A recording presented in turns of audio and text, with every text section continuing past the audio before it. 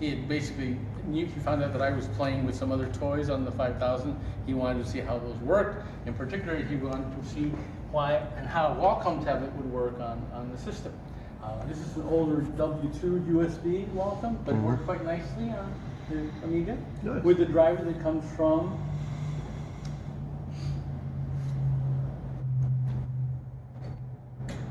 OS4 Depot. Oh, very cool. Where's the driver? Here, drivers. I guess it's input, right? And yes, there it is. Welcome tablet. Now let's open just the README.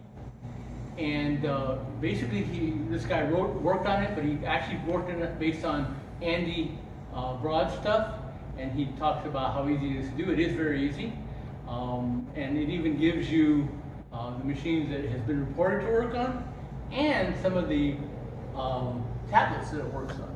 I happen to have glommed onto this, and it's a really nice thing. So if you have one of these Wacom tablets and the driver's free, you can, unless you want to do a donation, you feel free to download stuff. Now, one of these I found interesting is after I loaded it, I pretty much thought it would have to work. Because I got it to work with Andy Broad's sketch block. And I thought, well, it's only going to work in there because that program is configured to use a tablet. But what I discovered right away was that it actually works all on its own based on, just running the thing. So it's really running like a pen input mouse for all intents and purposes.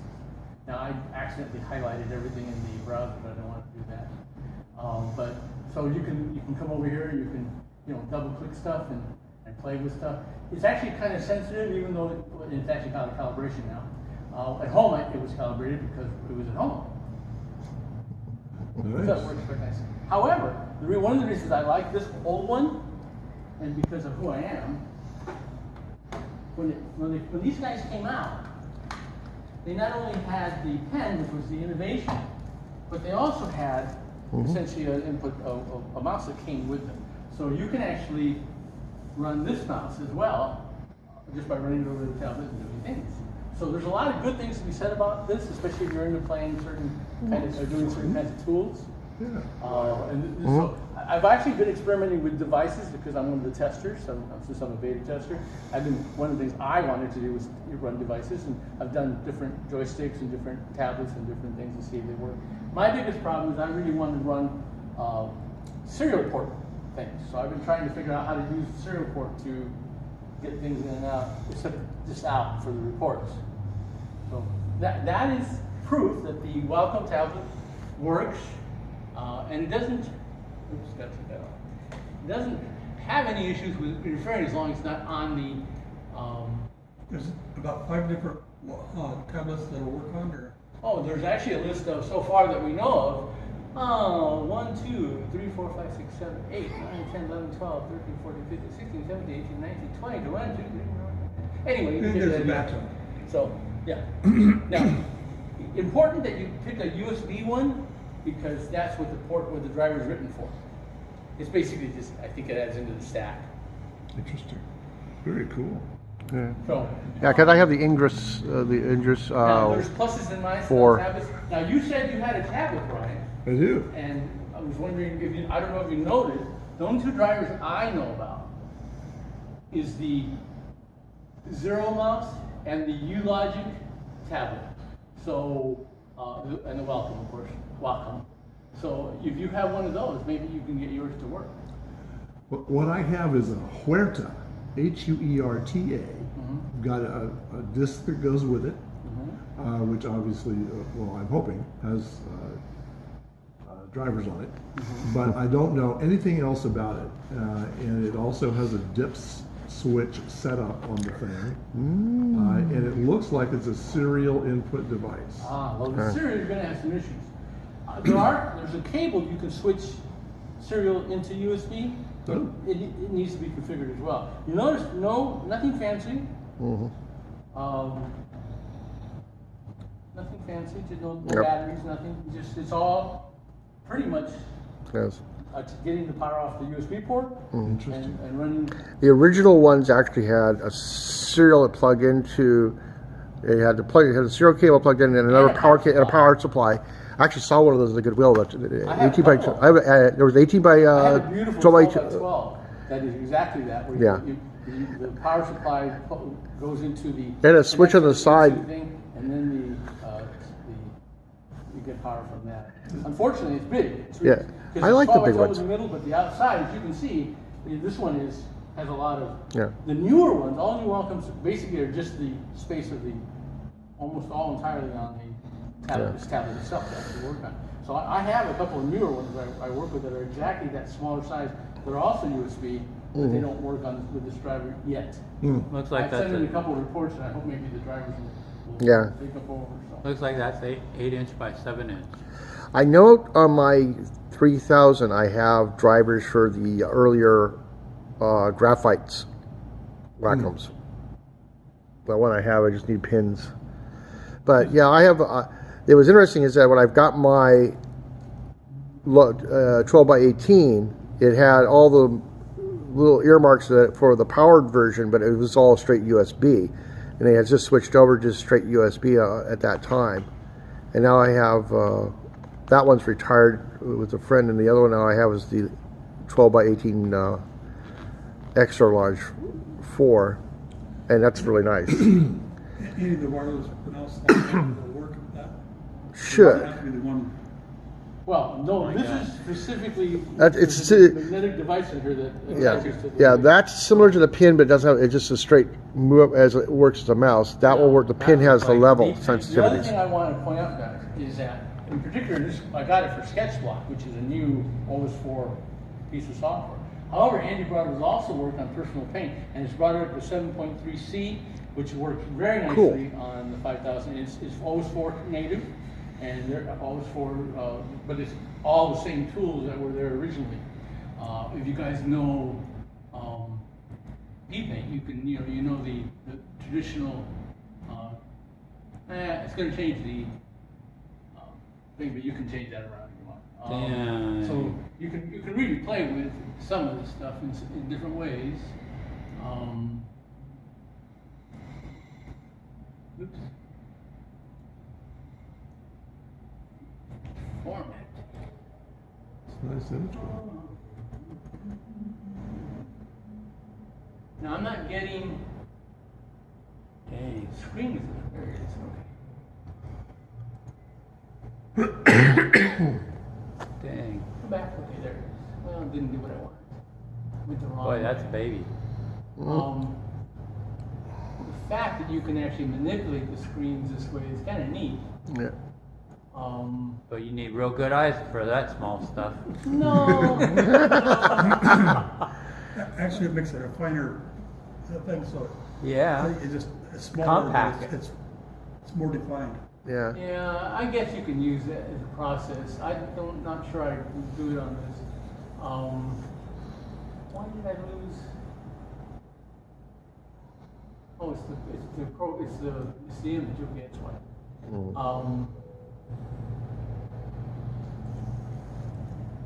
As you can see, it came up natively in my normal. This is 1080p. I actually have it on a 1080 by 1200, 1920 by 1200.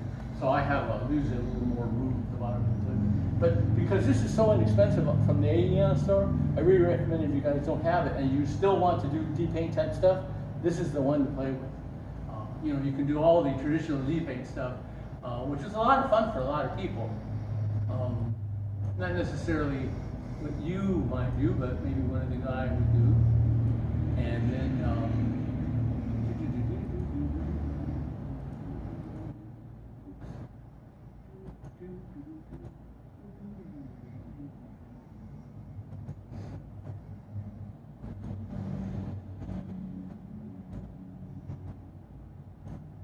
go back to this.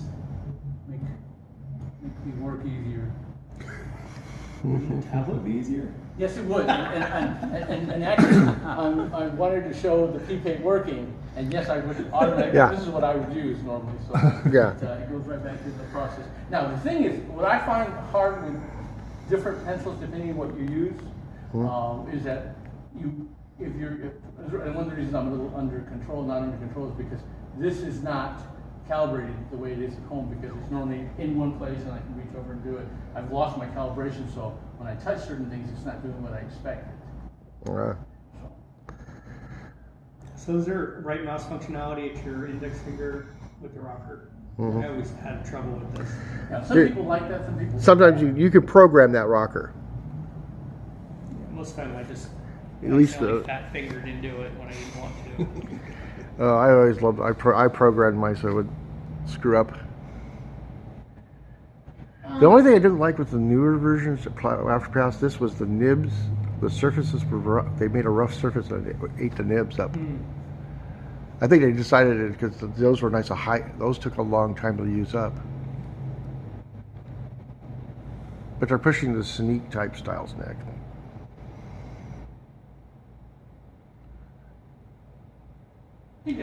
Now, does that have the same sensitivity levels? No. It doesn't.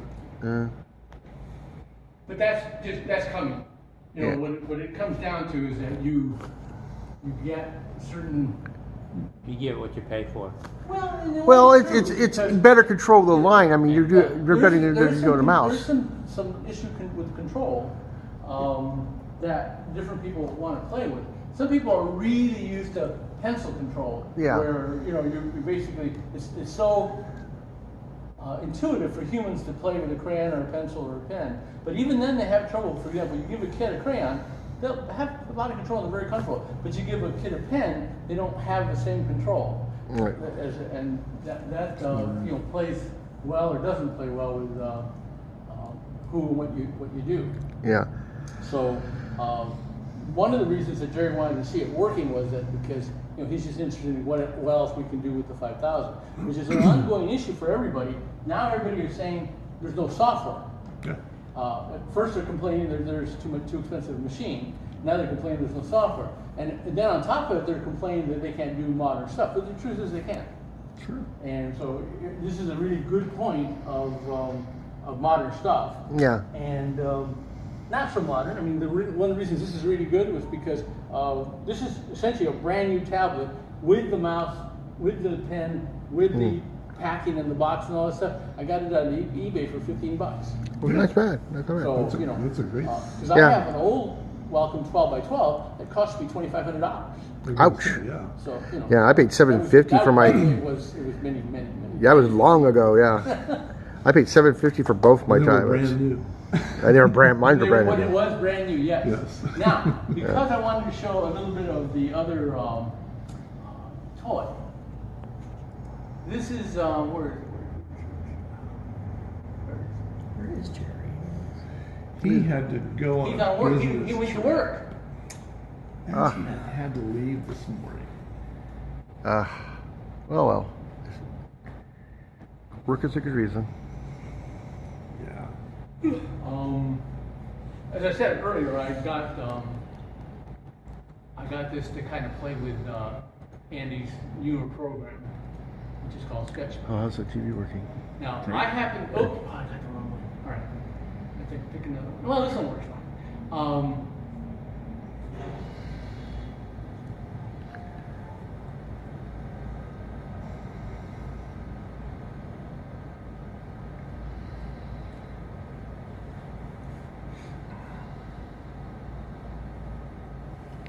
Oh, okay, good. I did it. I said that one. All right.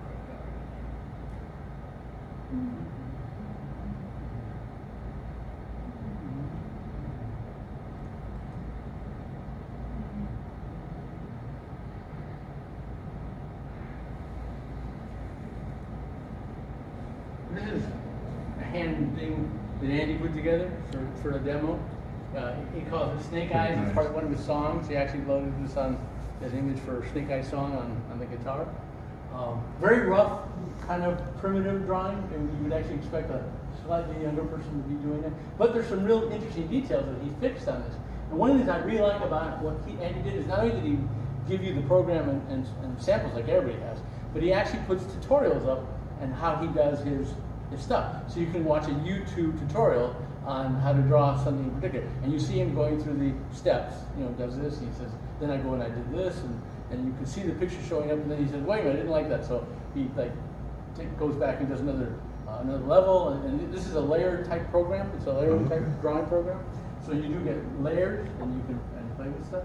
I like this one. This is the commercial version called the light version. It's 2.8, and it runs pretty nicely. He's also released for an additional $5. You get the SketchBot 3.2, which is the latest professional version. So when it starts up, you see it said the name of the SketchBot, and he has all the normal tools that you would think about. But I thought I had this one. Which one did I have? You'll see at least a couple of these because I have the.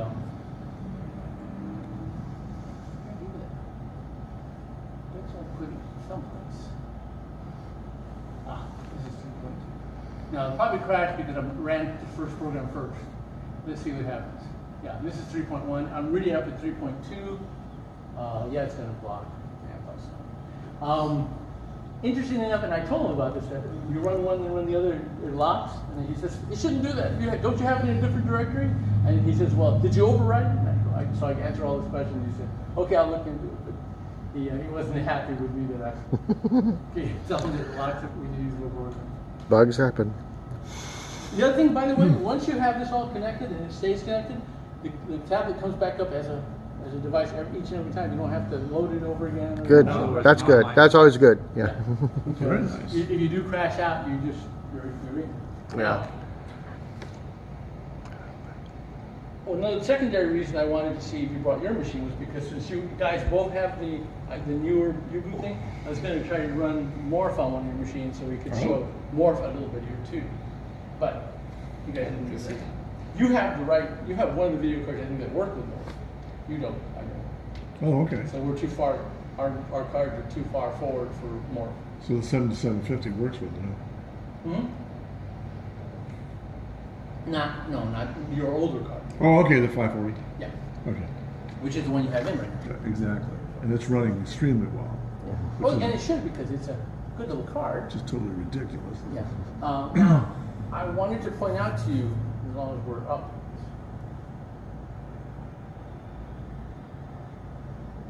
some of the many improvements. For example, the audio runs forever now for me. Nice. I'm having trouble with it now. However, I still have a secondary card that it runs, but if I do anything different, like I have a playlist, it'll play through the whole list nicely. But if I click on anything just to do it, it'll go. Oh no! I hate that. I don't know, and I haven't figured out what to say to anybody, except that it does this bumping sound. What was it going to do? Oh, it's going to do this. When you load your kick layout, can you guys see that? No. No. Not really? Well, basically, it's a script of modules that get loaded or not loaded. And in particular for you, Brian, go to your graphics modules, and you should have the Radeon RD chip running as a module. And if you try to add the RX file, it should be at this particular point commented out because you don't have an RX card. But if you have an RX card and you open that up to read it, it will read it and put it into memory, and you can take the cards in and out. But one of the things I found is that if I crash out, depending on what card I have in for right now, for example, I just have the HD card because I don't have an RX card in here. If I were to open it up, pull that card and put an RX card in, it wouldn't work. It'd just come to a blank screen.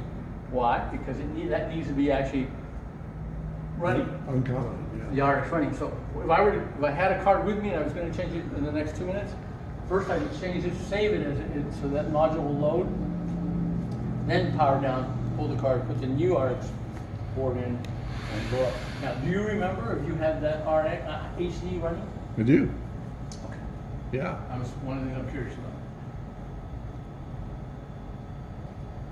Because it's one of the places where a lot of people who switch cards don't go in and actually put the load the driver, please. And then when I already have a blank screen. Is that directory Opus 4 still? It is. It comes free with the 5000.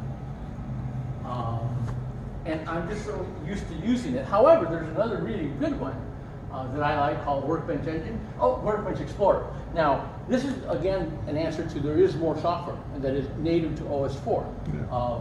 Mark wrote Workbench Explorer, and he's been here as a developer and as a visitor to AmiWest, so he'll gladly sit and walk you through his program to teach you how to use, and he has lots of other tools built in that are, this is like essentially Dopus, but with a whole different interface, and it does give you lots of information, which is kind of fun. Plus, it also does all the things that Dopus does in other ways. What's the name of this one? Workbench Explorer. Mark put it on your computer. You haven't used it? No. But it is OS4 specific. Compatible? Yeah. People want him to bring it over to 3.x, but he says, I coded for. I thought it was called File Explorer, so I was looking for the wrong thing. You thought it was called what? File Explorer. File Explorer? Well, it is a file management file program. Right. File I was looking manager. for it the wrong It's a way. file manager program. One of the fun things to do for me, because I'm often having to play with different. Now, for example, here's the scene of the resource modding Kickstart. I almost always have to come over here and say, what version, what is it? So I come over here and I can, just click and get all that information without having to go into a shell type version such, in directory such directory and That's nice. name it for it. So I use that a lot. Yeah. I'm always saying, well, I'm using version 52.1, and somebody will, like Tony will say, they're supposed to be using 52.4. Okay, so it's an interesting program, but again, OS4 specific. I have quite a few programs that are that way. For example, the docs that come with Explorer's XDoc, which I have the latest version, which is running very nicely. I have inside that another one called XTools. For example, Sysmon comes out of XTools. You have, again, a full information system of what you're doing. I like that because I'm always responsive to what version, what's this, what's that. Yeah, As you can see now, good details. Tell you all the system stuff, but it gives you network stuff, RAM, sys, CPU stuff, and of course your radio. Now, here in the tools, you'll see that it's running a graphics card memory system because now this is actually using some of the memory in the card. If you run out of, you have 2 gigs of memory you can use in OX4. Now, Hans has written it so that you can use the extra memory from the card. Nice. So you can play with that as an extensive memory thing. Now, one of the things that happened when we changed over to the newer U-boot, we lost what was called the N-get-var stuff. Now something showed up. Right. Now, that's because the new U-boot broke all the tools that use that. So it's still there and still correct. It's just that it broke the program that gets it. Yeah. Yeah. So that also happens in one of my other favorite early versions of. This is one of Steve's programs. If you look at Steve's program, very similar in many ways, but not as graphical. It has just listings and stuff. But here's your firmware, and sure enough, it doesn't show up. Because firmware in this case is really the same thing as NV-get-var, NV-var. NV something variables. What's it stand for? Non-volatile get variable. Non-volatile. Thank you. Okay. Boy, see now, this is another way to play with monitors and stuff. It's funny that this is an LG TV. It shows up right away without having to. It reads everything. That's These are attached. well-written programs because one of the things I wanted to do in this very quick demo, just to show the tablet, was to say there's more and more OS4 programs, but we need to get behind the guys who are writing them. Andy's being really prolific. He's written several things. The personal paint. He's written the sketch block, and they're really cheap. And when you think about what we call the AMI store, how it's modern, and we don't normally have this in the Amiga world. In the Amiga world, we can't go to a store and say, Jim, give me the latest version of Sketchblock. Jim will say, well, okay, let me, find a way to get it for you. Yeah, what the heck is that? So nowadays we can just do like any of the app things on the Mac and stuff. You just go to the App Store, or the Amiga store. In this case, we have books, drivers, games, graphics, all this stuff. But let's say we just look at the Let's look at graphics. There's 13 programs that come up and you can play. Some of them are not available. God damn, I did. There's D-Paint, there's personal, not D-Paint, there's And personal 4D, paint. There's, Image F, G-Minis. So you have this case. So if you click on this puppy, it tells you how much it's going to be. Now this is the Pro. Now I paid $5 for it because I upgraded. But if you paid my original $9 plus my $5, I paid $15. If you're a brand new person, you're paying $20. It's still pretty cheap. That's good. That's a good price. The fact that you could buy it, download it, and here's the other beauty, because you're essentially you become a member of the AMI store per thing. Every time I play with different machines, so every time I lose it, I go back and download it again. It's just a matter of taking a couple seconds to download it again and then installing it. In other words, you pay. I don't know if they'll always hold true to that, whether you have to have one copy per machine or one copy kind of thing on that. But right now they're being pretty generous and letting you pull it down as often as you want. Sketchblock Pro is what I'm recommending. There's, for example, the drivers for different things. The enhancer pack essentially, according to Matthew believes that no 5000 should go out without an enhancer pack. They made a deal with the dealers, like Aaron. Aaron has to send an enhancer pack with it. Whether he loads it or not is up to the person. Aaron loads it naturally because he thinks everybody wants it. But it has to be because some of the software that's coming with it is essentially replacing more and more of the OS. Right. There's an interesting reason for that. I won't say anything. Some of the games I like to play with, there's some older games that have been here for a while. Shooter, Maze, they've been there for a while, but they're fun to play with and they're cheap. So, for example, Bubble Shooter, $9.85. You can play with it for hours and just have fun. There's a couple. I think Mace is $14.80. $14.80. I don't know how they come up with these numbers. How about SimCity? Well, SimCity is not available yet, but maybe it will be. I don't know who's writing what. Hyperion just released another one of its old games this last week that had been there for it was done by Activision.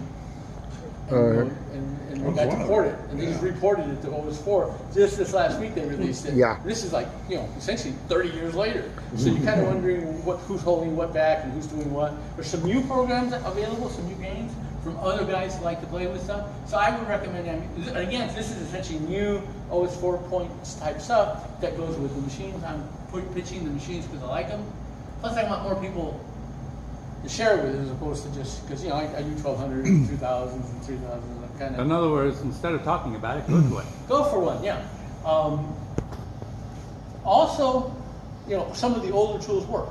Directory Opus, the version that comes with the OS4 point works. It's a crash education. But like for example, AMI STP, they didn't do anything. They just put it on the CD, and it works beautifully. You can go in, download stuff, upload stuff. So there's several other programs. Both Brian and I have worked with this a lot because we know some of the other things that happen. For example, I can't wait until Directory Opus 12 comes onto that Amiga 4000, 4.1, 4.5, 4.9 system for the X5000. Well, I don't know if the guys who write Directory Opus will ever Same write people. It's the same people. I don't know if they'll ever write for OS4. They're now basically a PC company, but they released their code both at the 4.0 level free, just freeware.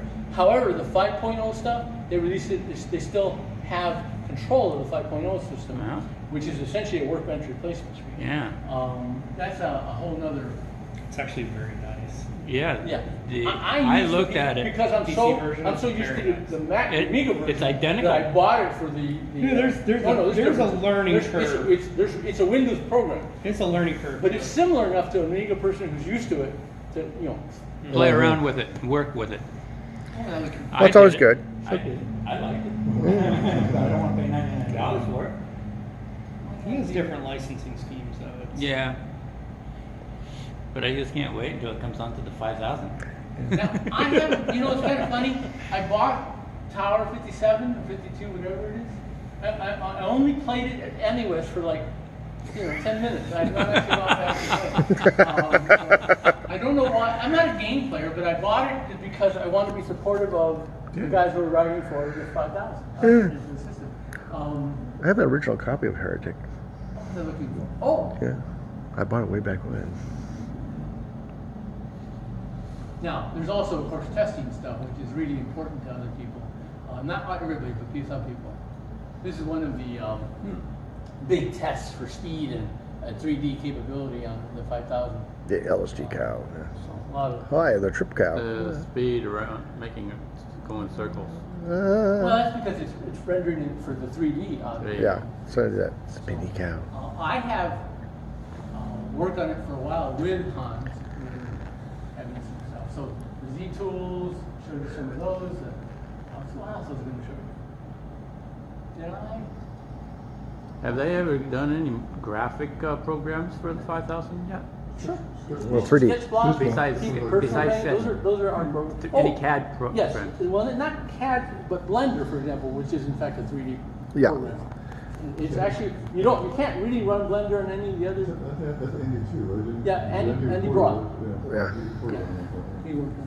I played with it actually. I've used it a couple Is he times. still actively porting it? Yes, he keeps working on it. And if you send him stuff to say this work, this didn't work, he'll respond and say, "I'll get to that," or "I won't get to that," but he'll tell you that he's paid attention. Yeah, one of the other things he's done that I use all the time is a freeware PDF maker. You can take a Final Writer file and it'll turn it into a PDF like that. Oh, really? Oh, Yeah. Yeah, images and all. Cool. And it's- Fun writer, huh? Yeah, and it's pretty incredibly, the PDFs using that program wind up to be like 22K. My God. Is this some Instead sort of, plugin for Fun Writer, or how do you use it? huh? How do you- There's Final Writer now. Yeah. The PDF maker, you actually print to a PostScript file, Oh. and then you use the PostScript file to convert to PDF. Oh, okay, good. Yeah. And in a way, if you want to print easily, you almost kind of have to play with that kind of stuff. But it's just a print to file thing that he uses. And the output looks good, huh? It's the same. Yeah, in fact, he's got 4 different resolutions, and the one that's the default is the only one that I use. It's a pre-press. No, You can I use make it it to go to its own print screen. online. So I make it go to another screen as opposed to choosing the default screen. Oh yeah, the workbench screen. Yeah, I always use mine on workbench because I can minimize the thing and do other things. Now I have some programs that you can't get that are work in process or stuff. For example, Aladdin, since you're worried about 3D stuff. In this case, based on the aegis of 4D, Aladdin 4D. So the Fun Writer is that the version that they're making for OS4, or is that Yeah. the No, this is, Well, Fun I Writer have, 5. I have both the original version and I have the version 4 for Yeah, the, the for the, beta. for the 3X. And it kind of runs. The X is not? But it's not perfect. But I'm a beta tester.